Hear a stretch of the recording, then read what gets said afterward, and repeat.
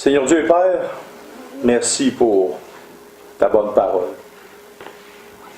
Il y a un roi dans l'Ancien Testament qui y avait trouvé ta parole, un rouleau du livre, il s'appelait Josias. Il a été dans une joie énorme, une immense joie d'avoir trouvé ta parole. Aujourd'hui, on a la parole en quantité industrielle, par millions, par centaines de millions, même des milliards d'exemplaires à travers le monde. Et la joie de ta parole est comme perdue dans la vie des gens. Alors Père, ce matin, on veut te demander une bénédiction particulière dans nos vies, dans nos âmes, afin que ta parole puisse faire notre joie. Il y a plusieurs choses sur terre qui font une joie qui est éphémère ou une joie temporaire, même s'ils sont bonnes. Mais Père, ta parole est éternelle. On te demande que cette joie soit de plus en plus profonde dans nos cœurs, dans nos âmes, afin qu'on puisse découvrir la personne merveilleuse que tu es. Et découvrir aussi notre Sauveur, notre Seigneur, de plus en plus dans ta parole. Alors, mets ta main bénissante sur nous ce matin, afin que justement ta parole puisse entrer, puisse pénétrer profondément dans nos âmes, afin qu'on puisse être amené de plus en plus haut et près de toi, Père. C'est au nom de ton Fils Jésus qu'on prie. Amen. Amen. OK, tournons dans l'Épître aux Romains.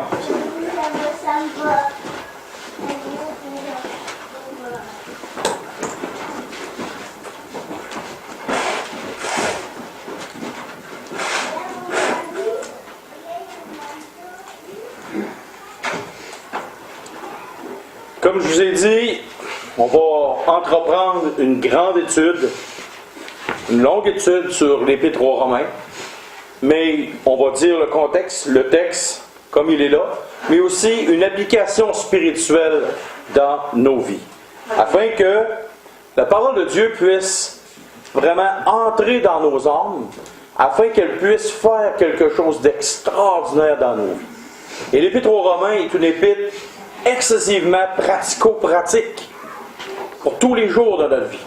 Et vous allez voir que même dans les adresses et les salutations du début, ça nous met tout de suite dans le bain de ce qu'il y a d'extraordinaire pour nous dans nos vies.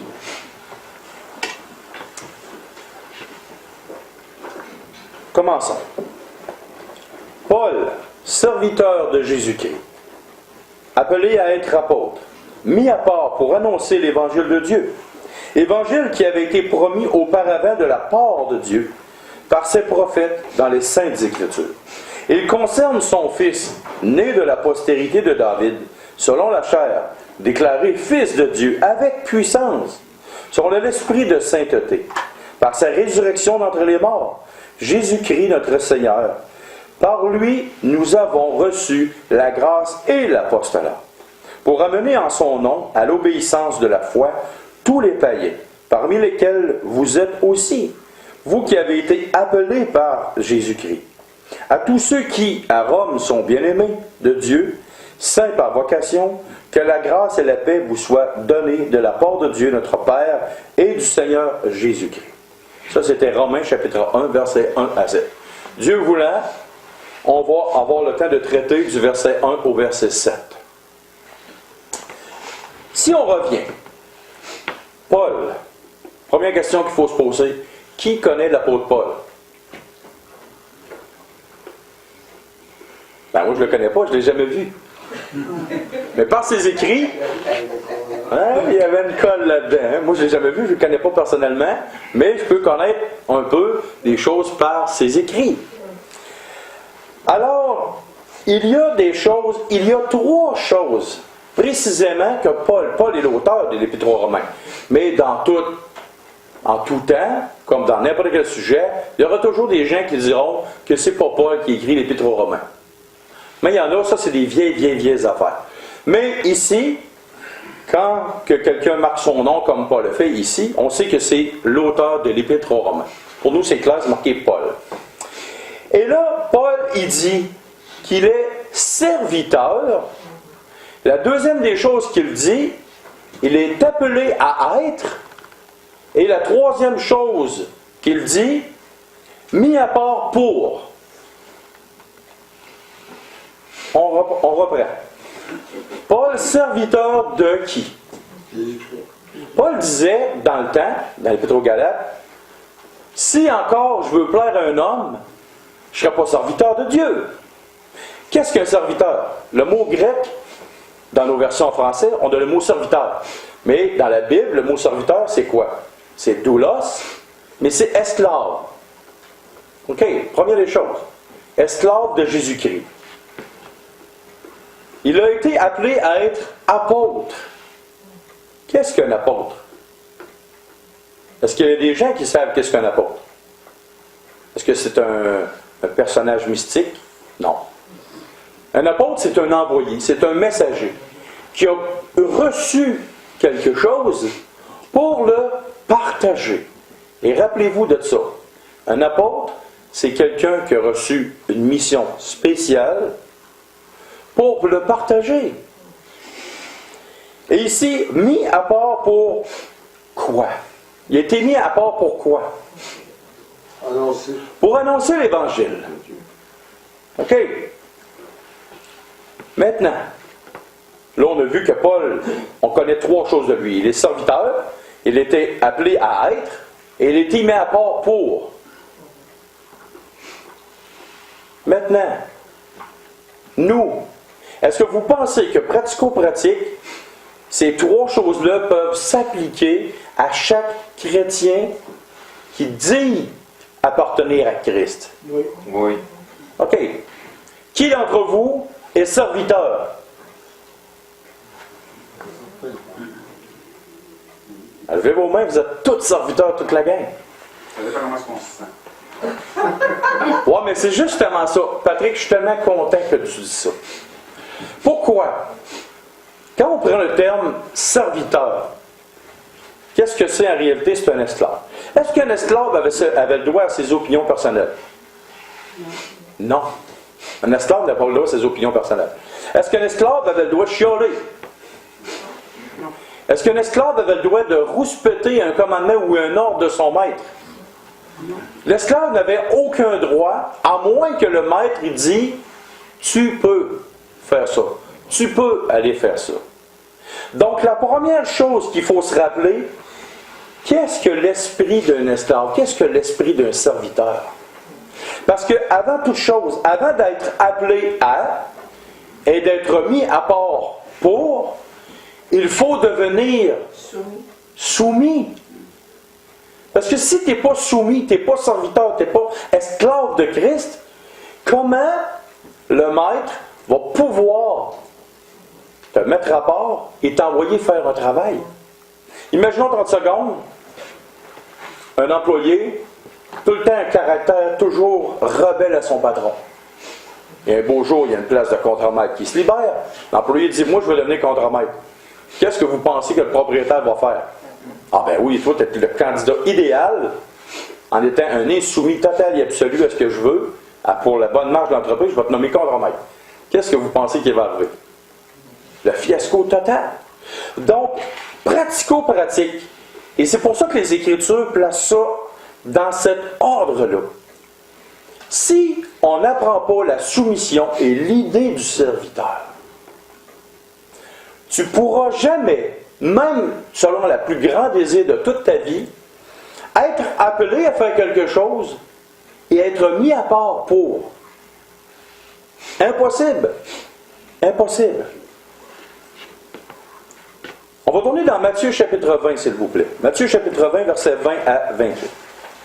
Alors la mère des fils de Zébédée s'approcha de Jésus avec ses fils et se prosterna pour lui faire une demande. Il lui dit, « Que veux-tu? Ordonne, lui dit-elle, que mes deux fils que voici soient assis dans ton royaume, l'un à ta droite et l'autre à ta gauche. » Jésus répondit, « Vous ne savez ce que vous demandez. Pouvez-vous boire la coupe que je dois boire? Nous le pouvons, dirent-ils. Et il leur répondit, il est vrai que vous boirez ma coupe, mais pour ce qui est d'être assis à ma droite et à ma gauche, cela ne dépend pas de moi. et ne sera donné qu'à ceux à qui mon Père l'a réservé. Les 10, ayant entendu cela, furent indignés contre les 2 frères. Jésus les appela et dit, vous savez que les chefs des nations les tyrannisent et que les grands les asservissent.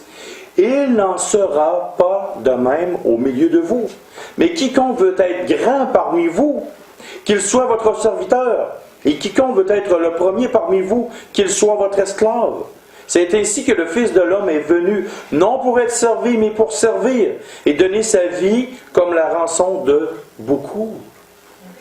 Christ lui-même aurait pu, s'il aurait voulu, exiger une totale servitude de tout homme, parce qu'il est Dieu fait homme. Il aurait pu exiger. Mais quand Christ est venu, il nous a donné un exemple suprême. Quel est cet exemple suprême-là?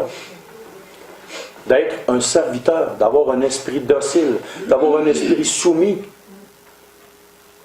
Il a tellement été soumis au Père que le Père l'a élevé au rang le plus élevé au monde. Dans tout l'univers, dans toute l'éternité. Il est assis à la droite du Père. Donc, si tu veux être vraiment utile, appelé et mis à part pour Dieu, il faut que tu aies l'esprit d'un serviteur, un esprit de soumission, un esprit d'abandon de toi-même. Si tu n'abandonnes pas ta vie, oublie le reste. Tu ne seras jamais appelé par Dieu pour faire un ministère quelconque. Tu vas probablement être appelé par les hommes pour faire. Tu vas probablement être appelé par toi-même pour faire. Mais tu ne seras pas appelé par Dieu. Et c'est ça qui compte. Si tu n'es pas appelé par Dieu et tu t'intronises, les premiers vont être les derniers, puis les derniers vont être les premiers. Ça va durer quelques années dans ta vie d'éternité.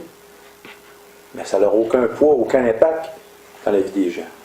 Maintenant, deuxième terme. Appelé à être. Imaginons un jeune garçon qui prend un cours de charpenterie-menuiserie. On lui donne un coffre avec des outils dedans. Des marteaux, des tournevis, des clous, toutes sortes de choses. Le coffre est bien équipé. On lui donne toute la théorie, on lui donne toute la formation, tout ce qu'il faut. Là. Et il part, il s'en va sur un chantier de construction et il laisse ses outils à la maison. Commence mal. Ça commence très mal. OK?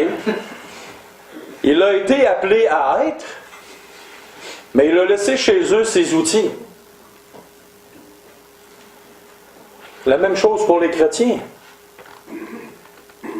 Qu'est-ce que Paul a été appelé à faire? Il est appelé à être apôtre. On s'entend? Mais c'est quoi les outils d'un apôtre? La parole. Premièrement, la parole de Dieu. Deuxièmement, c'est quoi? La prière. La prière. Après, c'est quoi? La soumission. La première, la soumission. De parole, soumission, ça va dans le même sens.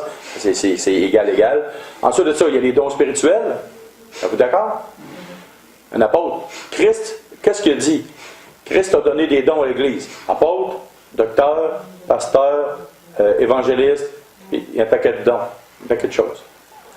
Qu'est-ce que vous diriez d'un apôtre, dans ce temps-là, qui aurait dit, non, moi les dons spirituels, c'est bien de valeur, mais on va mettre ça sous le tapis, puis je vais aller, puis je vais me faire vivre par les chrétiens, tout ça, puis non, ça n'aura pas marché. Donc maintenant, il y a une chose. Si l'apôtre Paul a été appelé, et qu'il a reçu, moi dans mon livre à moi, il a reçu tous les dons, ok? Ça c'est ma conviction personnelle, c'était un homme d'une capacité exceptionnelle. Pourquoi? Comme Paul le dit, c'est un vase de terre, mais il a été rempli de toutes les bénédictions qu'un homme ne peut pas avoir. Écoute, il y avait tous les dons spirituels. Selon moi, là, quand je regarde les Écritures, c'était un évangéliste, c'était un docteur, c'était un berger, un pasteur, c'était un prophète qui exhortait, consolait, édifiait. Puis c'était un cœur de serviteur, il y avait tous les dons. Je ne sais pas, là, pour moi, il avait gagné le loto 649 céleste. Il avait tout reçu de Dieu. Mais, imaginons que tout ce qu'il avait reçu, il le mettait de côté. Donc, il a été appelé à être. Qu'est-ce que nous sommes? Parce que le mot somme, qu'est-ce que nous sommes? Ça vient du verbe être. C'est tout ça, les madames, les messieurs? Donc, si tu as été appelé à être, qu'est-ce que tu es? Qu'est-ce que nous sommes? On fait un sondage parmi vous, parmi tous les chrétiens. Quel est votre ou vos dons spirituels?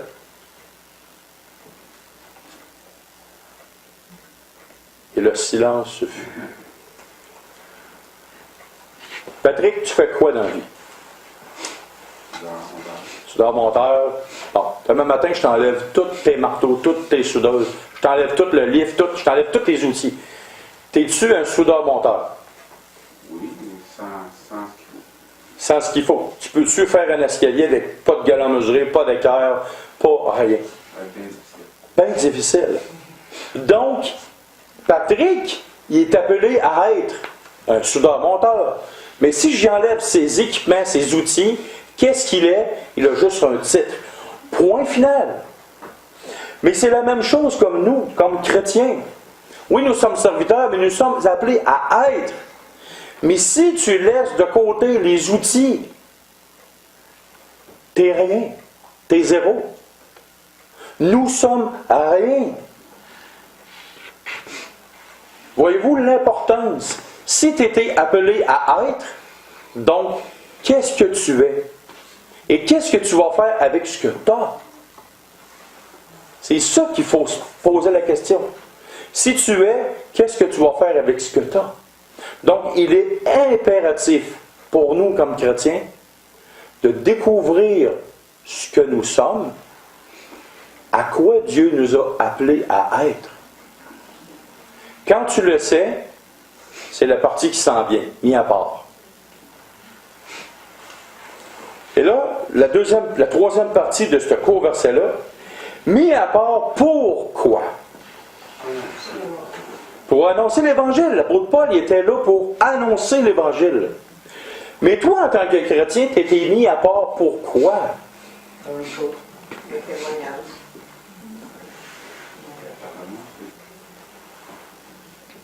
Mis à part pour, et là, c'est là que Dieu, c'est là que tu rentres en ligne de compte. Si tu sais quel outil Dieu t'a donné, tu vas t'aligner à faire autre chose que Dieu veut que tu fasses. Pourquoi? Ça me semble que c'est logique ce que je viens de dire. Si Dieu te donne un marteau, tu vas sûrement, avec ce marteau-là, faire de la peinture. C'est très logique ce que je viens de dire. Et on bâtit de grandes structures d'acier avec des pinceaux. Mais pourtant, c'est logique ce que je viens de dire. Il me semble que ça se tient. C'est illogique ce que je viens de dire. Ça se tient pas. Donc, si tu étais appelé à faire quelque chose et que Dieu t'a équipé pour le faire, pourquoi tu fais autre chose que Dieu te demande de faire? J'ai vu un homme une fois, un homme qui a le pire drame de sa vie. Et puis le pire drame de sa vie, c'est que lui-même ne se rendait pas compte. Il le savait, mais je ne sais pas s'il se rend compte. Il y a un homme qui a été pasteur pendant 35 ans. Il est encore aujourd'hui. Et cet homme-là m'a dit un jour, je n'ai pas été appelé à être pasteur. Dieu m'avait appelé pour être un évangéliste de rue, pour prêcher l'évangile des rues. Il n'a jamais fait pourquoi Dieu l'avait appelé et pourquoi Dieu l'a mis à part pour ça, il n'a jamais fait. Qu'est-ce que les conséquences vont être pour lui quand il va arriver devant le tribunal de Christ? C'est un drame incroyable. Ou j'ai connu un autre drame d'un autre homme.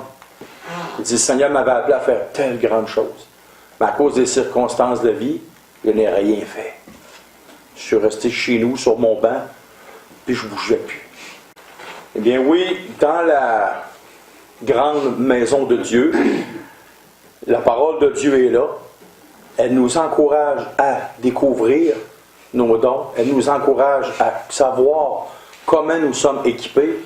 Et elle nous encourage à être mis à part pour Dieu pour faire quelque chose.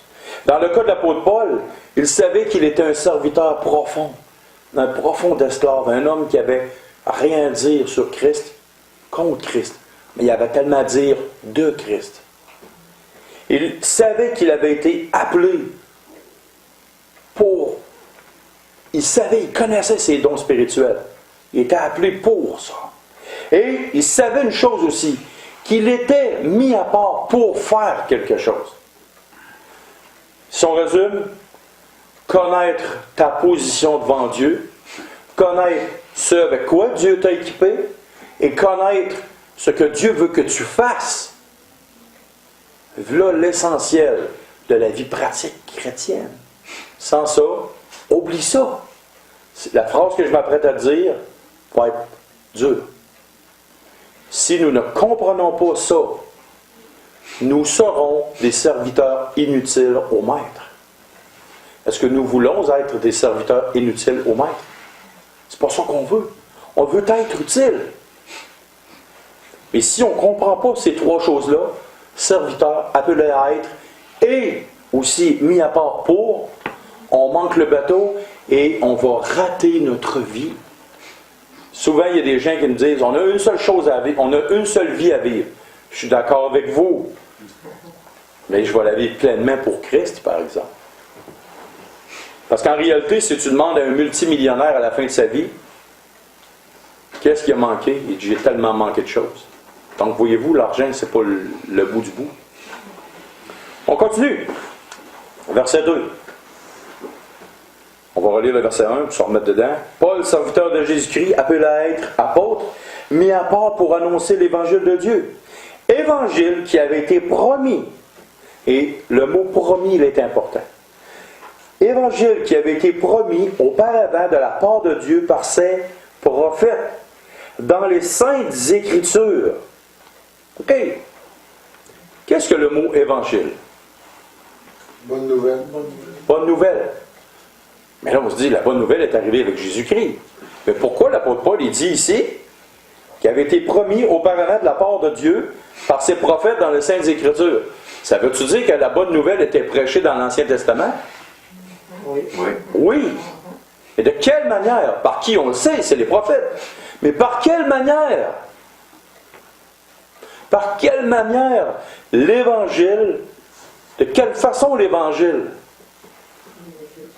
Les Écritures, oui, mais qu'est-ce que Dieu disait dans l'Ancien Testament?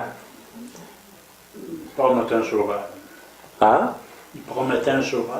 Oui, il promettait un sauveur à plein d'endroits, mais prenons juste Ésaïe 53.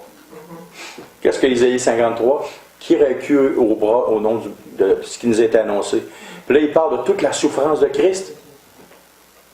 Il y a tellement de psaumes. Et la preuve de ce qu'on dit, ça se trouve dans le Nouveau Testament.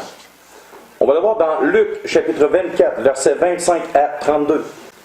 Alors Jésus leur dit, « Ô homme sans intelligence, et dont le cœur est lent à croire tout ce qu'ont dit les prophètes, ne fallait-il pas que le Christ souffre ces choses, et qu'il entre dans sa gloire?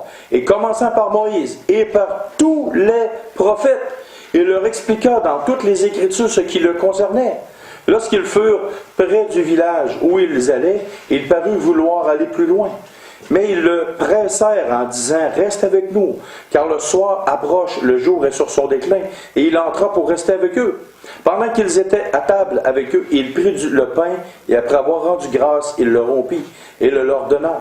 Alors leurs yeux s'ouvrirent, et ils le reconnurent, mais ils disparurent devant eux. Et ils se dirent l'un à l'autre, « Notre cœur ne brûle-t-il pas au-dedans de nous, lorsqu'il nous parlait en chemin et nous expliquait les Écritures? » Donc ici, Christ lui-même, j'aurais tellement aimé ça être là. Tellement. Quand je lis ce passage-là, je m'imagine. As-tu imaginé ces deux gars-là, comment est-ce qu'ils ont été bénis et tellement bénis d'entendre le maître enseignant par excellence parler de tout l'Ancien Testament, ce qui le concernait. Manger avec lui, en plus. Hein? Manger avec lui, en plus. Ben, manger avec lui, mais manger avec lui, c'était une affaire. Tu peux manger encore, mais avoir cet enseignement-là, tu as ça une fois dans ta vie. Là. Tu n'as plus après ça. Là. C'est le maître enseignant, c'est Dieu fait homme qui est là et qui t'explique la Bible. Tu peux-tu vouloir désirer d'autres choses de plus que ça? Si tu me ferais choisir entre 1 milliard de dollars et tout le pouvoir de la terre et une journée pour me faire expliquer ça, je choisis ça 100 000 $. Pour moi, c'est des milliards de... Il n'y a rien sur la terre qui peut équivaloir à une journée semblable comme ça avec Christ. Donc, Christ lui-même a dit, a expliqué, en commençant par Moïse et tous les prophètes, ce qui le concernait. Donc, si on revient à Romains, la bonne nouvelle a été promise auparavant de la part de Dieu par ses prophètes dans les Saintes Écritures. Donc maintenant, le mot promis, tantôt je vous ai dit qu'il était important. Maintenant, nous sommes concernés, là, par deux aspects. Première des choses, qu'est-ce que Dieu nous a promis? Parce que là, ce n'est pas une promesse qu'est l'Évangile. Une promesse, c'est quelque chose qui est à venir. La vie éternelle. Mais oui, on a la vie éternelle. Ça, c'est une promesse que Dieu nous a donnée. Mais il ne nous a pas donné juste la vie éternelle. Il nous a donné une promesse qu'on va être dans les nouveaux cieux, une nouvelle terre. OK? Co-héritier. On va être co-héritier. Il y a plein de choses que Christ nous a promis, que les apôtres par Christ nous ont promis. Il nous a promis plein de choses, des choses extraordinaires qui, quand on va être rendu là, on va se dire « Wow! » C'est à peu près le seul mot qu'on va dire. « Wow! » On va probablement en dire plus. Mais ça va être extraordinaire. Mais la question est la suivante. Qu'est-ce que les prophètes faisaient dans l'Ancien Testament? Oui, ils prophétisaient, mais qu'est-ce qu'ils faisaient? Selon le texte qui est là, si on revient au texte. L'Évangile, la bonne nouvelle, avait été promis auparavant de la part de Dieu. Par quoi? Par les prophètes. Donc, nous, qu'est-ce que les prophètes faisaient? Ils prenaient la bonne nouvelle qui leur était annoncée. Qu'est-ce qu'ils ont fait avec? Ils l'ont gardé chez eux et ils n'ont pas parlé à personne. Ils l'ont annoncé à d'autres.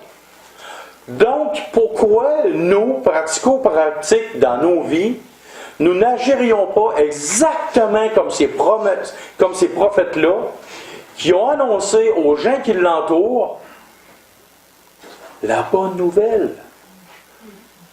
Les prophètes ont reçu une nouvelle, premièrement, pour eux, qui allaient avoir Christ, la naissance, un sauveur, un Messie, un libérateur, un grand roi.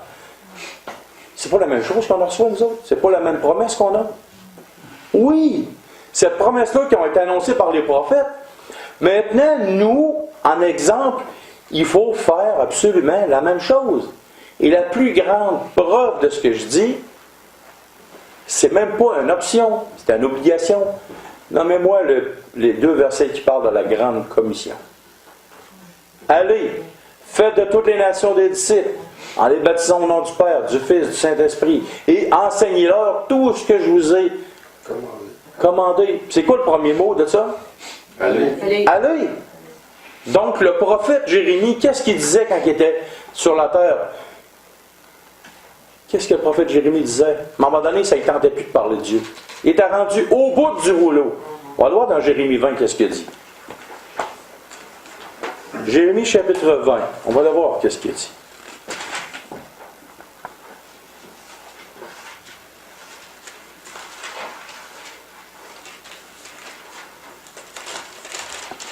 À partir du verset 7. Jérémie chapitre 20, verset 7. Tu m'as persuadé, Éternel, et je me suis laissé persuader. Tu m'as saisi, tu m'as vaincu, et je suis chaque jour un objet de raillerie. Tout le monde se moque de moi, car toutes les fois que je parle, il faut que je crie, que je dénonce la violence et l'oppression. Et la parole de l'Éternel est pour moi un sujet d'opprobre et de risée chaque jour. Si je dis, je ne ferai plus mention de lui, je ne parlerai plus en son nom. Il y a dans mon cœur comme un feu dévorant qui est renfermé dans mes os. Je m'efforce de le contenir et je ne le puis. Voyez-vous? Même s'il disait, je ne veux plus en parler, je ne veux plus rien savoir, il y avait quelque chose qui était en lui comme d'une puissance des milliards de fois plus grande que lui qui disait, non, il faut que j'en parle. Il faut que je le fasse. Donc ici, à l'exemple des prophètes de l'Ancien Testament. Et de quoi les prophètes de l'Ancien Testament se servaient-ils pour parler? Dites-moi de quoi, parce que là, les prophètes, quand ils prêchaient les choses de Dieu, de quoi se servaient-ils? La parole. De quelle parole? La parole de Dieu, la vraie parole de Dieu lui-même. Oui, mais ils se servaient de quoi pour ramener le peuple? Des écrits de Moïse. Ils se servaient des écrits de Moïse pour ramener le peuple. Ils se servaient d'un écrit. Donc, qu'est-ce que nous avons entre les mains? Les écrits de la parole de Dieu. Donc, on doit se servir des Écritures. Et qu'est-ce que ça implique, se servir des Écritures? C'est pas toi qui parles, c'est Dieu qui parle. C'est Dieu qui parle, oui, mais ça implique aussi de prendre du temps pour la connaître. Ça revient à mon exemple du petit jeune qui a fini son cours. Mais le gars, il ne sait pas se servir d'un marteau. Patrick, tu t'es déjà servi d'un marteau? Norbert aussi? Gilbert, tous les hommes. La première notion que vous dites à un jeune qui se sert de marteau, c'est quoi? Pas de cogner les doigts. Tasse tes doigts, première des choses. Et la deuxième, un coup qu'il a tassé sa main. Vise le clou. Vise le clou, oui, puis après, mets pas ta main dans le milieu du manche. Un marteau, ça se tient au bout. Voyez-vous, imaginez-vous, tu arrives sur le chantier de construction, puis il y a un charpentier qui pogne sa main, son marteau dans le milieu, puis qui fait un clou. Tout le monde va le regarder et va leur dire, c'est quoi tu fais là? Donc, voyez-vous, c'est là qui est important. Si tu ne sais pas comment te servir d'un outil, tu ne pourras pas faire un job comme il faut. Au lieu de prendre 3-4 coups pour planter un marteau, ça va t'en prendre 25. Puis le monde, ils vont te regarder avec un grand œil bizarre. Probablement 2. Donc, voilà. Si les Saintes Écritures ne font pas partie de ta vie, comment vas-tu pouvoir te servir de cet outil-là, qui est le seul et unique bon outil, pour répandre l'Évangile? Impossible. Oubliez ça. C'est impossible. OK? Verset 2. Évangile qui avait été promis auparavant de la part de Dieu par ses prophètes dans les Saintes Écritures. Verset 3 et 4. Il concerne son fils, virgule, né de la postérité de David, virgule, selon la chair, déclaré fils de Dieu avec puissance, selon l'esprit de sainteté, par sa résurrection d'entre les morts, Jésus-Christ notre Seigneur. Hyper important ici. Savez-vous que ce texte-là, les 2 versets qui sont là, pour Paul, c'était la base, l'ultime fondement du christianisme. On va regarder mot par mot. Qu'est-ce que la bonne nouvelle que les prophètes ont annoncée? Ils ont annoncé exactement ça. Premièrement, il concerne son fils. Combien d'hommes à travers le monde entier, à l'heure actuelle, disent que Jésus-Christ, que Dieu n'a pas de fils? Au moins 1,2 milliard de personnes connues disent que Dieu n'a pas de fils. Les musulmans. Pour un musulman, Dieu n'a pas de fils. C'est impossible. C'est une hérésie. C'est une folie monumentale. Okay? Dieu d'esprit ne peut pas avoir un fils. C'est comme dans leur tête, c'est comme si Dieu avait couché avec Marie, une femme, pour faire un enfant. Les autres ils se disent, bon, voici les dieux, les divinités païennes qui venaient et qui couchaient avec une femme et ça donnait des demi-dieux. Donc, pour eux autres, ça, c'est de l'idolâtrie. Ils ne comprennent pas cette chose-là. Mais un des fondements total et absolu du christianisme, c'est quoi? Que Dieu a un fils. Après ça, il continue. Né de la postérité de David. Qu'est-ce que ça veut dire, ça? La descendance. La descendance charnelle, physique de David. Donc, ça veut dire quoi? Que le fils est autant fils que roi. Il est autant fils, donc Dieu, on va le voir un petit peu plus loin dans le texte, fils est autant humain que divin. Parce que pourquoi Paul il dit déclaré fils de Dieu avec puissance, il concerne son fils né de la postérité de David selon la chair. Donc ici, il parle de deux choses. Il parle que Dieu a un fils, on sait que c'est Christ. On le sait aussi qu'il est né selon la chair. Donc il est parfaitement divin, parfaitement fils de Dieu, et aussi parfaitement humain. Si vous saviez le nombre de débats qu'il y a eu au travers des siècles pour diminuer les principes qu'on va voir là, diminuer que Christ n'était pas le Fils de Dieu, diminuer que Christ n'était pas dans sa chair, dans son corps de chair. Ça, c'était des débats les plusieurs siècles, à travers les siècles, ça a été réfuté. Savez-vous qu'aujourd'hui encore, il y a des groupes qui s'appellent les témoins de Jéhovah, qui disent que Christ n'est pas ressuscité avec son corps de chair, mais qu'il est ressuscité en esprit seulement. C'est tout ça, Gilbert? Et voilà. Encore aujourd'hui, que Christ n'a pas un corps de chair. Si tu touches à ce fondement-là, tu touches au fondement du christianisme, tu le détruis. Et là, il continue. Déclaré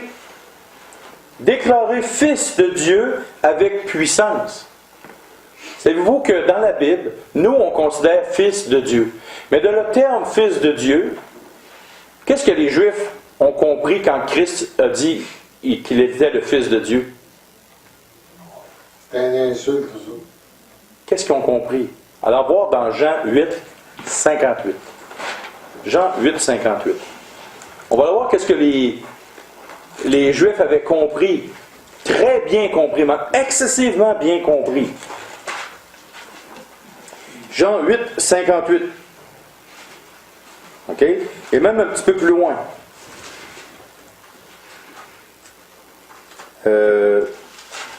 Même il dit, attends un petit peu.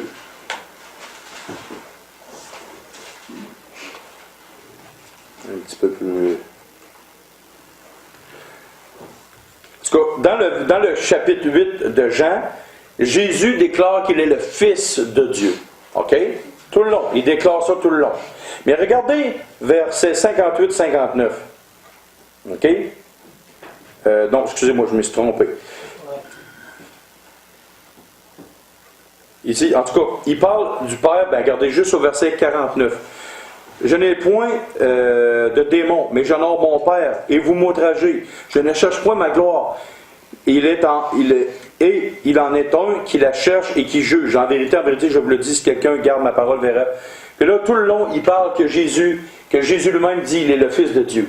Mais pourquoi, à la fin, dans tout le contexte, pourquoi les Juifs voulaient le lapider? Parce qu'ils lui ont dit, tu te fais l'égal de Dieu. Parce qu'il a dit, je suis le Fils de Dieu. Donc, dans la tête d'un Juif, ils ont voulu le lapider. Il dit, toi, tu te fais l'égal de Dieu. Donc, dans la tête d'un Juif. Et quand Paul, il dit ça, et pour un Juif comme Paul, il dit, quand il dit que Jésus est Fils de Dieu, et même il va aller plus loin que ça, tantôt dans le même texte. Excusez-moi. 56, 8, 56, Abraham, notre père, après ça, il dévoile de ce qu'il verrait mon jour. Oui, mais c'est ça, en tout cas, c'est tout dans le contexte, là. Mais Christ lui-même, en disant qu'il était le Fils de Dieu, les Juifs ont voulu le lapider parce qu'il disait, il avait compris qu'il était l'égal de Dieu. Donc, ici, c'est marqué, déclaré Fils de Dieu avec puissance, selon l'esprit de sainteté, par sa résurrection d'entre les morts. Ici, plusieurs personnes au travers des siècles ont affirmé quoi? Affirmé quoi? Que Jésus n'était pas ressuscité des morts. Encore dernièrement, apparemment, qu'ils viennent de retrouver une autre fois le tombeau de Jésus-Christ. Il y en a-tu qui ont envoyé cette nouvelle-là dernièrement? Ah là, ils ont retrouvé, je ne suis pas trop encore courant des nouvelles, là. Mais l'autre fois, ce qu'ils ont retrouvé, il y a une couple d'années, ils se sont trompés, c'était pas le vrai tombeau de Jésus. Ah, mais là, ils l'ont retrouvé. Si un jour, ce qui est impossible pour nous, puis on le sait, si un jour Christ, il retrouverait vraiment le tombeau de Christ, qu'est-ce que ça signifierait pour nous? Je sais mort. Christ est mort, puis Il n'est pas ressuscité. Non, il n'est pas S'il est vide, il peut et être. que notre foi est vaine. C'est ça. Ça repose sur rien. C'est ça que l'apôtre Paul dit. Il parle dans 1 Corinthiens 15 que si Christ n'est pas ressuscité, notre foi est vaine, ça vaut rien. C'est zéro but de bord. On est dans une secte religieuse, on est dans une... Pas plus pire, pas moins pire que les autres sectes religieuses autour qui n'ont aucun fondement spirituel. Notre foi serait morte. Mais Christ, l'apôtre Paul dit, il est ressuscité. Et s'il y en a un qui l'a vu ressusciter, c'est bien lui. C'est quoi un des caractéristiques pour être un apôtre primaire? Avoir vu Jésus-Christ. Mort et ressuscité.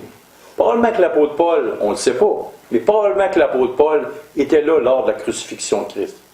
Mais je sais une chose, sûr et certain, que Paul a vu Christ ressusciter et assis à la droite de Dieu dans la gloire céleste du Père. Donc, quand l'apôtre Paul dit « Il est ressuscité », c'est vrai.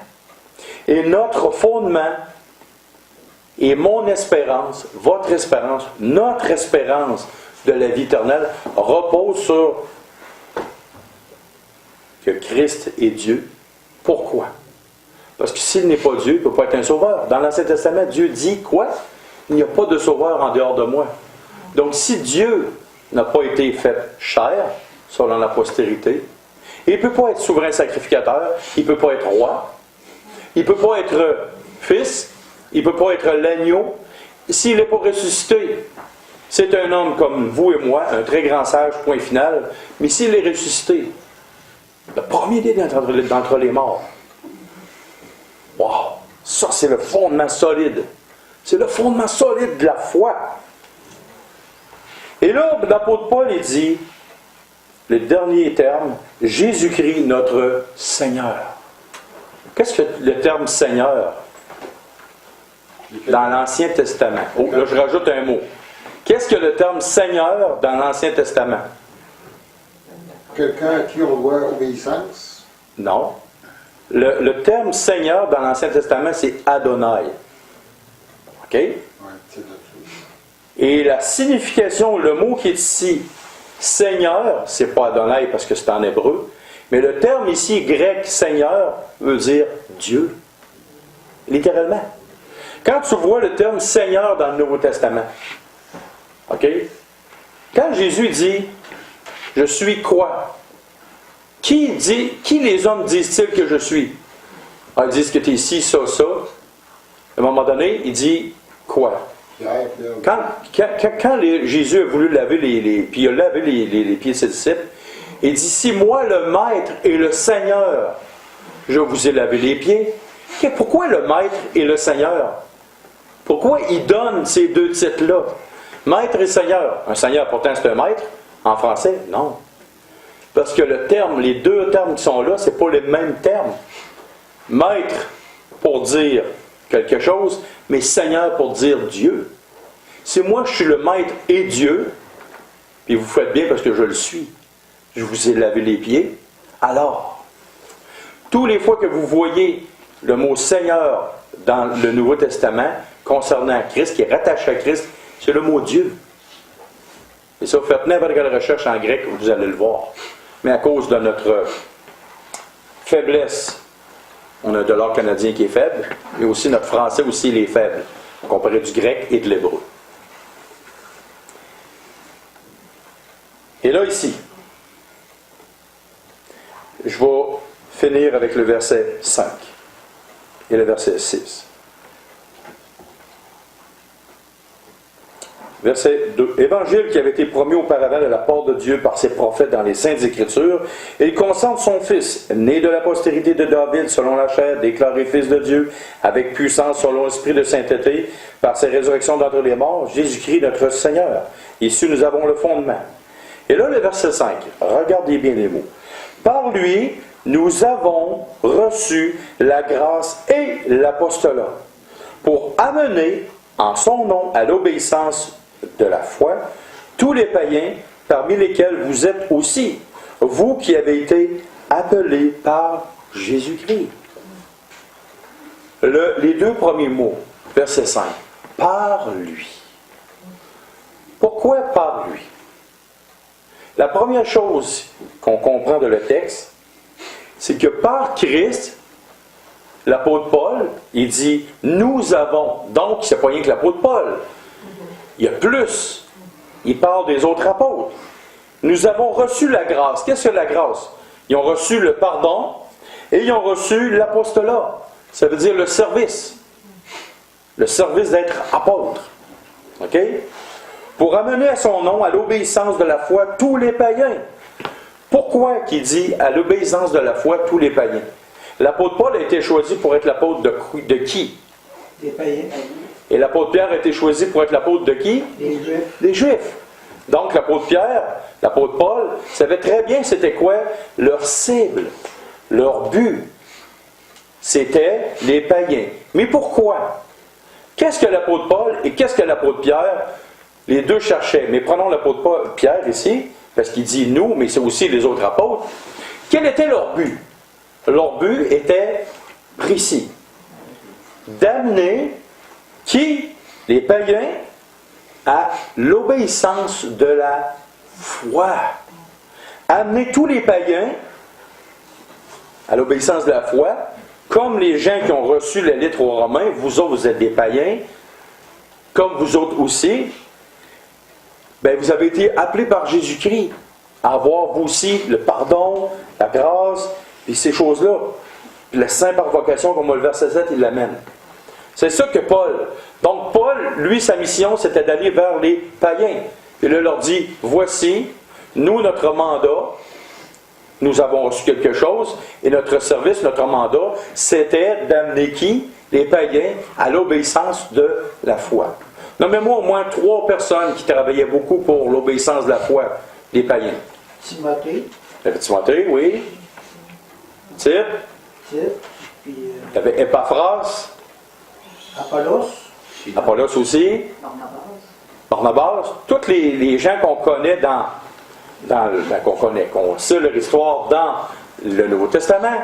Ben, à ce moment-là, ces gens-là avaient reçu le même mandat que Paul. Quand il dit « nous avons reçu la grâce et l'apostolat », donc le service. Maintenant, comment on peut appliquer ça? Le terme « par lui ». Souvent, quand nous sommes jeunes, nous pensons que nous sommes forts, grands, merveilleux, invincibles. Quand tu vieillis, tu t'aperçois, de plus tu t'en vas en vieillissant, plus tu t'aperçois le contraire. Que tu t'en viens faible, très incompétent, qu'il t'en reste tellement à apprendre, tout l'inverse de ce qu'un jeune est. Quand tu es fort, tu es comme ça. Quand tu es vieux, tu es comme ça. Et dans la foi en Christ, c'est la même chose. Quand j'étais jeune comme chrétien, je disais tout le temps, je veux faire ça pour le Seigneur, je veux faire ça pour le Seigneur, je veux faire ça pour le Seigneur. Il y a un vieux monsieur à un moment donné qui me dit, calme-toi le pompon, calme-toi ici, là. Tu ne peux pas rien faire sans la permission et sans l'autorisation de Christ. Qui crée en nous le vouloir et le faire? Donc, les 2 premiers mots qui sont là, par lui. Ça, on dirait que par lui, là, ces 2 mots qui ont été évincés du langage des jeunes. Et malheureusement aussi de beaucoup de vieux chrétiens. Si tu penses faire quelque chose à côté de Christ, ou avec Christ, tu manques ton coup. Et je te le jure, je te le promets, tu vas te planter littéralement. Tu vas te casser la gueule, comme on dit en bon québécois. Mais si tu te mets dans l'idée que c'est par lui que tu vas faire une chose, selon sa volonté, là, à ce moment-là, tu vas avoir un ministère très fructueux. Il faut toujours avoir à l'esprit, à l'idée que c'est par Christ, par lui, que tout vient Tout ce que tu possèdes, tout ce que tu as, tout ce que tu respires, tout ce que tu manges, tout ce que tu vois, tout ce que tu entends, ça vient de lui. Tout le ministère que tu peux faire, c'est par lui. En lui, par lui et en lui que toute chose se fait. Pour lui. OK? Mais ça ne commence pas pour. Quand on est jeune, on inverse les mots. On veut faire pour ça. Ah, on aime tellement le Seigneur. Mais en réalité, le Seigneur n'a pas besoin que tu fasses quelque chose pour lui. Il est capable de tout faire. Pourquoi tu penses que tu peux faire quelque chose pour Dieu? Parce que tu manques d'expérience. Tu ne connais pas encore le Seigneur. La journée que tu vas t'apercevoir que Christ est créateur, que ce ne sera pas juste une notion intellectuelle et théologique, mais que tu vas vivre que Dieu est créateur de toutes choses et qui peut tout et qui fait tout. C'est lui qui décide quand, comment, pourquoi, où. Là, tu vas commencer, nous allons commencer à comprendre la signification profonde de par lui.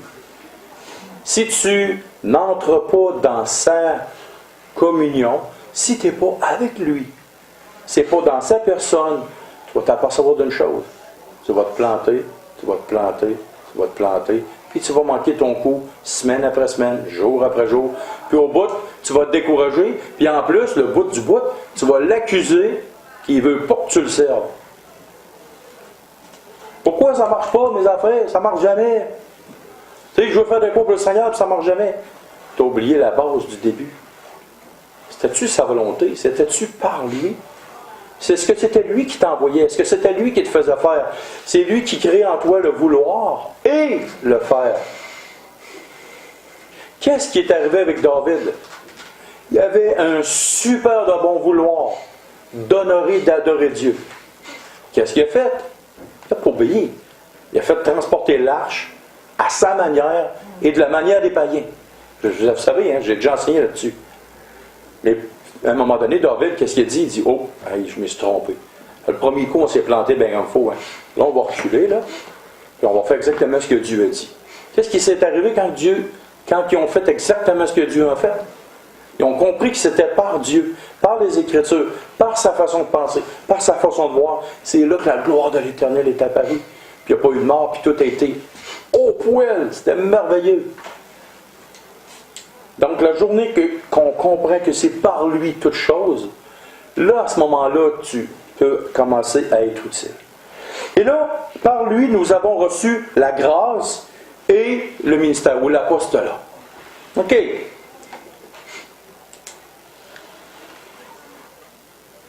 Je pense que je vais m'arrêter là. Je n'en ai encore pour longtemps à parler juste du verset 5 et verset 6. Mais maintenant, on va prier. Est-ce quelqu'un qui peut prier aussi pour les offrandes et pour...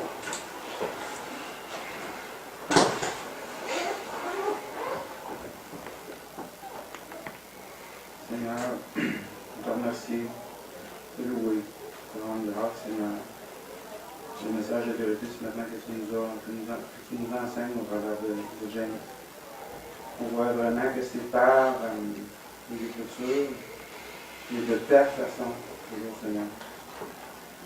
S'arrêter à penser, à vouloir, à vraiment faire ce que tu nous guides dans ta parole, Seigneur. Merci de sonner mes cloches. Ma cloche pour me réveiller, Seigneur. Gloire à toi. Amen. Amen. Amen. Amen.